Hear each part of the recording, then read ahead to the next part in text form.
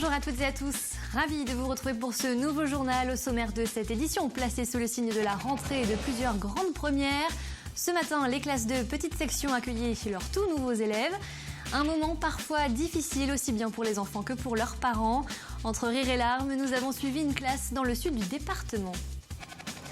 Mais il n'y a pas que les élèves qui rentrent pour la première fois, c'est le cas également pour certains professeurs. Après plusieurs années de formation, ils vont se confronter à la réalité du métier. Nous avons partagé ce grand moment avec l'une de ces enseignantes. Le collège Jacques-Laurent ouvrait ses portes flambant neuves à ses premiers élèves ce matin. Et ils étaient près de 250 à découvrir leurs nouveaux professeurs, emploi du temps et locaux. Des premiers pas qui lancent cette nouvelle année scolaire. Enfin, après cette page rentrée, nous parlerons de musique avec le festival Jazz au Lac de Saint-Vincent-sur-Grand qui aura lieu ce week-end. Ce jeudi matin donc, sonnait l'heure de la rentrée pour 124 430 élèves vendéens. Pour cette nouvelle année scolaire, notre département enregistre une augmentation de 473 élèves par rapport à l'année dernière. Et dans le détail des effectifs, on retrouve plus de 68 000 écoliers dans les 536 écoles publiques et privées. En ce qui concerne les collèges, toujours publics et privés, près de 34 000 élèves sont recensés. Et pour les lycées, un peu plus de 20 000. Enfin, près de 2300 étudiants en classe post-bac en lycée complètent ces chiffres. Et parmi ceux qui marquera cette rentrée 2016, il y a bien évidemment les changements de programme du CP à la 3e, mais surtout les mesures de sécurité renforcées dans tous les établissements scolaires. Nous avons eu l'occasion de vous présenter ces mesures dans une précédente édition et ce mercredi soir, le préfet de la Vendée, Jean-Benoît Albertini, et la directrice d'académie Anne-Marie Bazot ont organisé une réunion avec l'ensemble des élus et responsables des forces de l'ordre et de gendarmerie. Objectif, leur donner tous les éléments concernant ce dispositif de sécurité. Il comprendra des patrouilles aux abords des établissements, la mise en place d'une cellule de crise académique ou encore la nomination de référents dans les brigades des forces de l'ordre pour un contact direct en cas de problème. L'objectif, c'est que justement les maires ne se sentent pas isolés, ne se sentent pas démunis face à une menace qui est une menace diffuse, mais qui est une menace réelle. Et donc, nous leur donnons ce soir, nous continuons à leur donner un certain nombre de repères, de documents de référence sur les consignes à diffuser, des équipements aussi sur la diffusion de l'alerte en cas de problème ou de faits inhabituels qui surviendraient. Nous allons aussi nous mettre à leur disposition tout au long de l'année scolaire, de façon à ce que ce soit un réseau qui soit mobilisé et que aussi bien les élus que les chefs d'établissement ne se sentent pas isolés, ne se sentent pas loin de ce qui peut leur apporter des conseils dans une période qui est une période complexe où nous devons être solidaires. Le réveil a sonné l'heure de la rentrée ce jeudi matin donc, et tout comme tous les ans, cette journée est une grande première pour les enfants de 2 ans et demi, 3 ans. Voici venue l'heure d'intégrer l'école et de commencer la classe de petite section. Des premiers pas dans la scolarité souvent difficiles puisqu'ils sont synonymes de séparation avec papa et maman. À Chaillé-les-Marais par exemple, comme un peu partout, on alternait entre pleurs et jeux. Et même pour certains parents, le moment était douloureux, comme en témoigne ce reportage de Samuel Grasset. Aujourd'hui, Mathis fait sa première véritable rentrée. Il a déjà découvert l'école au mois de janvier, mais ce matin, difficile de lâcher la main de maman. Les premières larmes commencent à monter. C'est toujours difficile aussi pour les mamans parce que on n'aime pas les voir pleurer, mais bon. Voilà, faut que ça se fasse. Une pause dessin plus tard, Mathis a retrouvé le sourire jusqu'au moment où maman doit partir. C'est donc dans les bras de la maîtresse que le petit garçon retrouve du réconfort. Il n'y a pas de méthode, on est là pour rassurer les enfants, pour les consoler, pour leur montrer voilà, qu'on est là. Maintenant, voilà, il y a des années avec des pleurs, des années sans pleurs, ça dépend. Voilà. Mathis, il est déjà allé à l'école l'année dernière, mais c'est toujours un petit peu difficile la séparation. Mais après, généralement, voilà, ça dure 5-10 minutes, une petite semaine, et puis après, voilà. Dans la classe des poissons, celle des moins de 3 ans, l'ambiance est tout autre. Diego découvre lui aussi l'école et tout se passe sans pleurs. Lui, je suis pas sûre qu'il s'en rende vraiment compte de ce qui se passe, après à voir sur la longueur. Mais je pense qu'il s'y plaira. La structure, je pense, est bien adaptée pour ce genre d'élèves, oui. Je suis une maman qui fait la première rentrée, donc un peu le cœur serré, mais ça va aller. Les mamans ont du mal à couper le cordon, on va dire, avec leurs tout petits. Mais on est là pour les rassurer, pour leur dire qu'on les aide à grandir, l'école est faite pour ça et on les accompagne, les parents aussi, dans cette étape où il faut, voilà, c'est la vie comme ça, on grandit. Des mamans qui tardent à partir, des papas aussi, mais eux semblent en apparence moins stressés. Les parents disent rien, mais tout le monde est pareil. Voilà. Donc non, bon, c'est pas les grandes écoles, hein, donc pour l'instant il n'y a rien de... Voilà, faut en garder pour plus tard. Armand apprendra bientôt les mathématiques, l'anglais ou le code informatique, ce sera dans quelques années. En attendant, pendant que papa s'éloigne, il poursuit sa découverte de la classe. Diego, lui, répare sa première bêtise de l'année. Et pour continuer cette série de reportages sur la rentrée des classes 2016, intéressons-nous à présent au début d'une toute nouvelle enseignante. Lucie Guillou a 39 ans et après un parcours de traductrice-interprète, elle a décidé de changer de voie. Pour sa toute première rentrée en tant qu'institutrice stagiaire, elle fera classe avec des élèves de CE1, CE2. Nous l'avons suivie lors de sa pré-rentrée ce matin avec ses nouveaux élèves. Le stress et l'appréhension étaient au rendez-vous avec également beaucoup d'excitation. Grégoire de Châtillon. On installe les chaises ? Non. C'est une grande première pour Lucie Guillou qui, comme tous les professeurs, a fait sa pré-rentrée hier. À J-1 avant la rentrée des classes, la nouvelle maîtresse de CE1, CE2 est prête à endosser son nouveau rôle, malgré un peu d'appréhension. C'est normal, mais j'ai vraiment hâte d'y être. J'ai hâte de rencontrer les élèves et puis de faire connaissance avec eux. Mais l'appréhension, je pense que c'est un stress plutôt positif qui va me pousser et me motiver à faire au mieux. Il ne faut pas que tu oublies de dire à chaque fois où ils peuvent trouver justement le matériel en fonction de ce qu'ils peuvent faire. Lucie se familiarise alors avec son nouvel environnement, aidée de Milfred Le Guernic, une professeure de l'établissement. Ces premiers instants sont vraiment précieux et très importants pour la suite de l'année. Et puis elle me rassure en permanence en me parlant de ce qu'elle a vécu en tant que professeure des écoles. 8h40 ce matin, l'école primaire publique des Dolmens du Bernard accueille les élèves accompagnés de leurs parents. L'occasion de faire connaissance avec la nouvelle professeure. Un moment pas si facile pour Lucie. J'ai du mal à aller vers les gens, normalement c'est pas le cas, mais je sais pas qui est qui. Les choses enfin s'arrangent et Lucie Guillou commence à échanger avec les parents. Elle a l'air comment, cette nouvelle professeure? Trop gentille. Trop gentille. Gentille. Très gentille. La première impression est plutôt bonne, de quoi bien démarrer la rentrée. On va en fait apprendre à se connaître ces 2 premiers jours. On va faire des activités de telle sorte à apprendre à se connaître les uns les autres.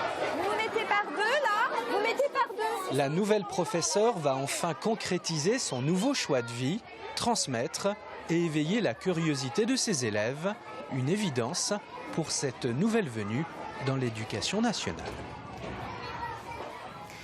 Après les enfants et les enseignants, nous allons continuer de vivre cette rentrée au sein d'un établissement tout neuf.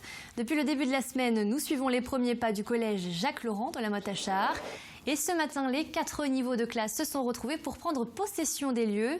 Observation, retrouvailles et découvertes étaient au programme, comme nous le raconte Élodie Pépin. Gérardin, Alissa. 8h30 ce matin. Rivron, Priscilla. Ça y est, les grandes vacances sont bel et bien terminées. Les 215 élèves du tout nouveau lycée Jacques-Laurent attendent avec appréhension de savoir dans quelle classe ils seront et surtout avec quels copains et copines. Je savais que j'allais retrouver des copines, mais je ne savais pas qui, donc ça faisait un petit peu peur. Et là, t'es rassurée? Oui. Continue. Dans les couloirs, les 6e font leur premier pas dans le collège. Leur professeur principal est là pour les rassurer et leur donner quelques repères. C'est très facile, vous avez votre classe qui est indiquée, donc vous, 6e C, c'est cette barre de casier-là. C'est pas le même monde que l'école primaire, il faut vraiment qu'ils aient des repères pour s'organiser. Au primaire, ils sont beaucoup plus accompagnés par les instituteurs. Il y a une classe, ils sont toujours dans la même. Là, c'est un grand espace, donc c'est vrai qu'il faut qu'ils aient des repères pour s'organiser. On va aller voir le réfectoire. De nouvelles salles, de nouvelles matières, une nouvelle organisation. Pour les 6e aujourd'hui, c'est le grand bain. Avant, c'était beaucoup plus petit. Maintenant, on passe dans un truc hyper grand. Nous, on était les grands dans notre école primaire. On passe les plus petits dans le collège. À la cantine, c'est souvent du surgelé, tout ça. Là, il nous avait dit qu'on avait un chef cuistot qui cuisinait lui-même et qui faisait aux autres écoles. Ça change. Puis pour l'instant, on n'a pas trop notre repère. Enfin, moi, j'ai pas trop mon repère au début. Mais les changements cette année ne sont pas réservés uniquement aux 6e. Le collège est tout neuf, il n'a jamais accueilli d'élèves. Les 3e qui ont d'habitude leur repère doivent eux aussi s'adapter au nouvel établissement. Mais dans cette classe, la plupart n'ont pas vraiment d'appréhension. Je pense qu'il y aura une bonne ambiance déjà. Et le collège, ça va, il est tout neuf, il est cool. Ça va bien se passer. Je pense que les gens ils sont gentils ici, donc ça va. Je ne veux pas des carnets de correspondance qui soient des véritables torchons. Je crois qu'il faut poser les règles dès le départ. C'est très important de se dire on a un cadrage et on le respecte. Surtout quand on arrive dans un environnement comme le collège Jacques-Laurent où tout est propre. Et je pense que voilà, faut cibler dès le départ. Des bases solides pour écrire la première page de l'histoire de ce collège qui, ce jeudi, connaissait ses premiers instants de vie. Et avant de refermer cette page consacrée à la rentrée, même si les élèves viennent tout juste de reprendre le chemin de l'école, voici les dates des prochaines vacances. Pour la Toussaint, elles commenceront le mercredi 19 octobre et se termineront le 3 novembre. Des dates qui suscitent quelques polémiques, notamment du côté des professionnels du tourisme et des parents, car elles commencent et se terminent en pleine semaine. Enfin, en ce qui concerne les vacances de Noël, les enfants termineront l'école le 17 décembre et reprendront le 3 janvier. Ce jeudi 1er septembre est donc, on l'a dit, synonyme de rentrée, mais également des traditionnels changements. Parmi les modifications à retenir, la hausse des tarifs réglementés du gaz, d'en moyenne 0,4%. Le RSA au revenu de solidarité active est revalorisé de 2%. Un coup de pouce supplémentaire pour les personnes en situation de précarité. C'est la 4e revalorisation exceptionnelle du RSA depuis 2013. Enfin, pour tous ceux qui s'inscriront dans des clubs de sport cette année, sachez que les règles concernant les certificats médicaux sont assouplies. Ils ne sont plus obligatoires pour les activités dispensées dans les collèges et lycées. Et pour les renouvellements des licences sportives, un certificat sera demandé tous les 3 ans, sauf pour certains sports à risque comme la boxe, la plongée ou encore le parachutisme. Ce vendredi soir marquera le début du festival Facéties à Mouilleron-Captif. Et ce seront les Chevaliers du Fiel qui ouvriront le bal. Pendant 3 jours, une vingtaine d'artistes, chanteurs et humoristes se succéderont sur la scène de la Longère de Beaupuy. Parmi eux, Marina Kaye, les LG ou encore le groupe Aaron. Une multitude de genres musicaux pour satisfaire l'ensemble du public. Et on continue en musique puisque nous allons à présent partir à la découverte d'un groupe de jazz manouche du département. Il s'agit des Guitares de Saint-Vincent. Depuis 3 ans, le meneur de cette formation jazzy organise le festival Jazz au Lac à Saint-Vincent-sur-Grand. Un rendez-vous pour les fans de guitare et de swing où le but est vraiment de faire danser les spectateurs. Nous avons suivi ces musiciens chez eux lors d'une répétition avant le concert de samedi soir. Rencontre. On accorde la guitare et c'est parti pour la répétition de swing.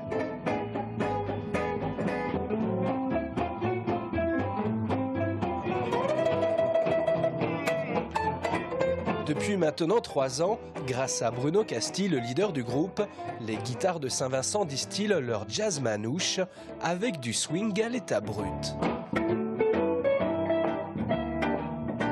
Dans le rock'n'roll, il y a du swing, dans le blues, il y a du swing, dans le rhythm and blues, il y a du swing. Donc nous, on joue le swing à l'état pur, sans fioritures, juste avec une guitare sèche.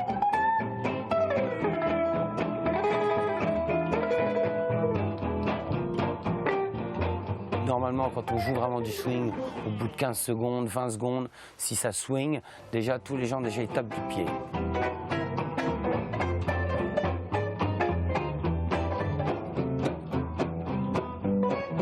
Cinq guitaristes et un contrebassiste avec une trentaine de dates de concerts cette année.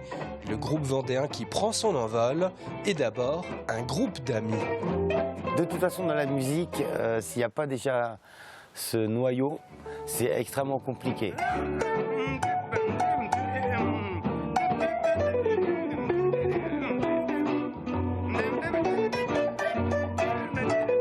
Le jazz manouche est bien vivant en Vendée. Pour la 3e édition du festival Jazz au Lac de Saint-Vincent-sur-Grand, Bruno Casti, son créateur, a invité une quarantaine de musiciens qui, comme son groupe, a un objectif en commun, faire swinguer le public.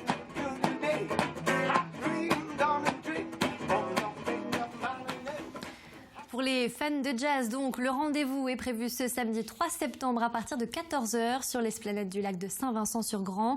40 musiciens vous y attendent, ainsi que de nombreuses animations. On jette un coup d'œil sur la météo de ce vendredi. Toujours du beau temps et du soleil accompagné de températures estivales comptées jusqu'à 29 degrés. Le bulletin météo présenté par Fanny Poirier arrive tout de suite après ce journal. C'est la fin de cette édition. Merci de l'avoir suivi. Demain, vous retrouverez Samuel Grasset pour un nouveau point sur l'actualité. On se quitte sur ces images de plage ensoleillées car même si bon nombre d'entre nous ont repris le chemin de l'école et du travail, d'autres profitent de la basse saison qui commence et des très belles conditions météo pour entamer leurs vacances. Belle soirée et à bientôt.